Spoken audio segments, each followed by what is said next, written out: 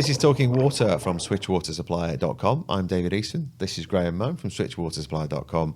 And Graham, we've got to talk about, our emergency set of videos that we're making for people this month, which is just the case that it's not really well known that in business, or if you've got basically non-domestic water bills, price rises are on the horizon, and more than just on the horizon, they're coming in very soon.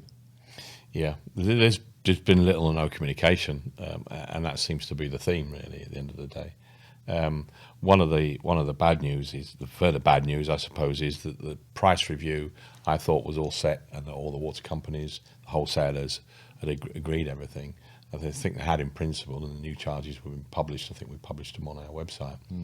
But then there's six water wholesalers have gone to appeal with the regulator.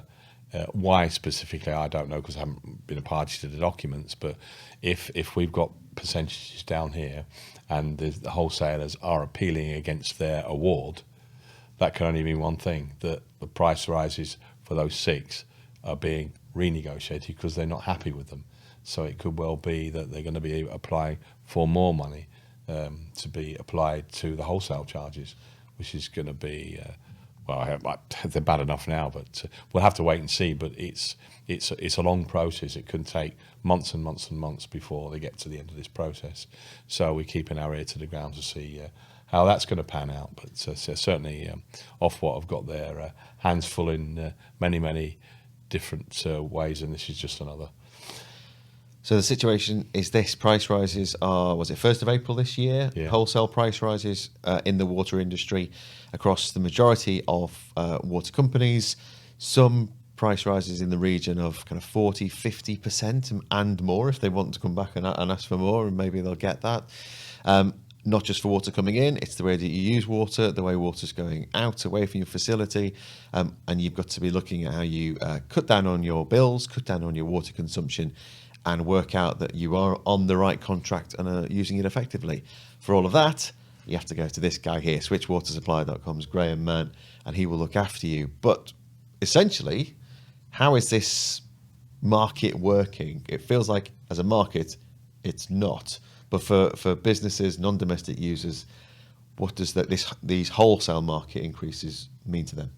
Not many businesses know the correlation between the wholesale and the retailers, but before water deregulation, you had Yorkshire Water, you had Thames Water, and all the water companies traditionally that most customers are aware of. And then with water deregulation, the majority, if not all, of the wholesalers came out of the business market and only deal with billing direct to residential customers. And then the retail market was set up. Some offshoots, some retailers were born out of the old water companies, Water Plus, Water to Business, Source for Business. These sorts of born out of retail businesses, born out of the wholesale group. And I think there's about 21 or 22 different retailers now, and they buy their water from the wholesaler in any area of the country, and then they have a retail fee which they add on for their service and service costs and running of the account. That's fine, but it seems to me that there isn't enough discount within that. The way it works, we're talking in England, so 10, 11, 12% is the default rate. And then if you switch, you might get a discount of anything between 4 and 5 or 6%, depending on your deal. Some of the deals we're getting on the platform are 3.2%, because we're tendering things in a fiercely competitive live tender platform, where companies are really sharpening their pencils and going for the contracts. But certainly, the wholesalers seem to be able to put their charges up to cover such things as upgrades to the infrastructure, wastewater treatment, reduce pollution into waterways. But the annoying thing is there's no competition for the wholesale market. They can keep putting these charges up. You've got investment portfolios in there, investors taking out more money than they should. So there's been a huge lack of investment across the UK, which is partly why we've got the problems that we've got with pollution and things like that. I would like to see a serious review on the water market per se, and see if we can't inject more competition into the areas such as the wholesale market. How we do that, I haven't really got a clue at this moment in time, and that's the honest Something answer. needs to change, though, doesn't Something it? needs to change. Yes. What is changing right now, though, is that prices are going up and bills will start to rise. But it does seem to be that there's not much going on about it. And there is if you do get consumer advice on TV, on the radio, it seems to be for consumers, for domestic billing. But here we're talking about not just businesses. Business obviously is a huge part of who you deal with, but you're talking schools, universities, colleges, care homes. You're talking anywhere that isn't a house. That's a lot of buildings in this country that have water coming in and water going out. Is enough being done to get the message across to people who are in charge of those bills? The short answer is no. A lot of the water wholesalers, the water retailers, there's pressure been brought to bear by the regulator and government to get them more involved in reducing the consumption and giving customers their advice. But if you take, and this is quite a outspoken view, but it's true. The water retailers, I mean, if you were a water retailer, what incentive is there as you a retailer to help your customers reduce their consumption, which is reducing your revenue? You know, if for the next 5 or 10 years, all the retailers got together and say, right, okay, we're going to actively pursue and spend tens of millions of pounds into customer portfolios, and we're going to put the pressure on for customers to reduce their consumption, audit their bills, etc., and you strip out 20-30% out of their revenue stream, would that still be an attractive proposition for investors? So I certainly wouldn't be investing into a water company that's actually got their revenue stream being diminished by the fact that they're working on reducing their customers' consumption. So it's kind of all these things that need to be looked at in a lot better way. I think there's too many individuals or departments and organisations giving their advice. But I think there needs to be a fundamental change. I know there's talk at the moment about putting it back into public ownership. I've got views on that. What are your views? Tell me your views. Go on. Well, could it be done in stealth, a bit like they're talking about with the trains? If one of these companies goes under, could the government take it over? And in which case, there wouldn't be a massive outlay, or would there be a massive outlay? My view. Well, I've worked in the water industry now for 35 years, and what I can say, and this is fact, is where we were working with customers previously, because there was no opportunity to switch supplier, things operated a lot smoothly. If you needed to know where a certain valve was to isolate a certain street, if you were working on a customer's property, you had access to the local inspectors who had local knowledge. Now it's all subcontracted out to these massive firms who do 5 and 10 year infrastructure projects, and they deal with it all. So it's all digital. The service, I do believe, is substantially worse now, both in the wholesale and the retail market, for various reasons. You can't pin it on one individual item that contributes to poor service, but the service in a lot of instances is really, really poor. Sometimes it's the retailer's fault, sometimes it's the wholesaler's fault, or both. I often wonder whether or not are customers really better off now the water market's deregulated. And I haven't seen any vast improvements in the way the market's been run since it was deregulated in 2017. I just haven't, and I'm dealing with horrendous complaints that go back 1 and 2 years.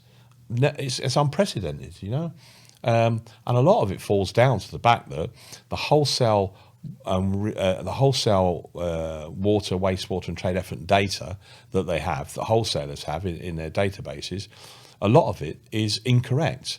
Where there was a transition between into a deregulated market, the data seems to have been corrupted, or whoever got the data together and put it into the system. A lot of the allowances that customers have disappeared. The different tariffs have changed, and this is and I'm still seeing a huge amount of billing errors off the scale. I mean, you can't even send a water bill out to a customer that's correct a lot of the time. We're seeing anything between £3, £4, £500,000 overcharges, £200,000 overcharges on a regular basis. And then when you put an application to get this money back, it takes you months. Some of the cases we've dealt back go back 18 months, 2 years. I don't know. I do fear for the water industry, and I don't know what the answer is. There are various answers, and there's various opinions from various professionals who've got experience in the water market. But quite frankly, it's not working, I don't think, for customers, and I don't think it's working particularly well for the environment. So here we are today. Here we are, but there are reasons for these increases. Yeah. What are we being told the reasons are? There's obviously we've got the smart water meter rollout, which is underway. Is that part of this, or is that actually a way to save money in future anyway? That's a positive move, because at the end of the day, we're getting rid of all the old meters, and again, the wholesalers are investing tens of millions of pounds into changing all the meters from a residential perspective to the non-residential perspective. And it's good that a smart meter has the ability to send the data remotely to the PC, to customers' PCs. It will send the remote data to the wholesalers, so they'll be able to see whether or not customers have got leaks or inefficient use, we've got continual water flow, etc. But the thing is, these types of systems have been around for years. And only now we're starting to install these smart meters, and no one can tell me or anybody else at what point the customers are going to have access to this water data in order to use that flow data that they can see on their screen. So it will create visual flow profiles of use. So at 4 o'clock in the morning, if your consumption is going through at 5 cubic meters an hour constant, and your office is closed, that means you've got a leak somewhere. 5 cubic meters an hour is a lot of water. A lot of water. It could be thousands of pounds a day, but no one can tell me when this data is going to be available to customers. And there's smart meters going in, so they're taking the old meters out, putting smart meters in. Great, fantastic, hats off to you. But at the end of the day, when are the customers going to be able to access this data? No one can tell me. It's in the guidelines. It's still for discussion. It still hasn't been resolved. And yet, the industry is demanding 9% reductions in consumption without any real. Well, they've got a strategy, but it's very, very woolly. I don't know. And as you say, this is all about the consumption of water and us needing to reduce the amount of water that we reduce. And many times money talks in this kind of situation. So if you are losing money based on the water that you are using and the sewage, the effluent that is part of the bill, will it actually come down to the fact that the only way we're going to be forced to change the way we use water is if it becomes a much more expensive commodity? Well, yeah. I mean, I was in Scotland yesterday for the day. One of our clients had a problem. They hadn't had the meter read in 2 years. Now, the meter was leaking 2 years ago, so the wholesaler turned up, dug the meter out, and it was leaking. So they repaired that, backfilled it, reinstated it, and they've got, I don't know, I think about 900 sites, something like that. And there's 23 sites in Scotland, and these meters haven't been read via the appointed retailer for 2 years. 2 years. 2 of the sites, one's just received a bill, but not having had the meter read, for 17,000, bearing in mind that the average bill for these sites is about 150 quid a quarter. So this goes back 2 years. Another bill we've got in, 55,000. And since it was passed to us and we've been to site, we've discovered it's had a leak. They now owe £67,000. And the wholesaler hasn't read the meter. I've contacted the wholesaler. Said, no, we haven't read the meter in 2 years. But why not? Well, we just haven't. We haven't. And I spoke to the retailer. He said, well, we've got problems with our contractors who go out and read meters. Well, it's cost the customer £67,000 because 2 years ago, if the consumption was high and they were having the meter read as they should be reading it, we wouldn't have incurred a cost of £67,000. That's a lot of money.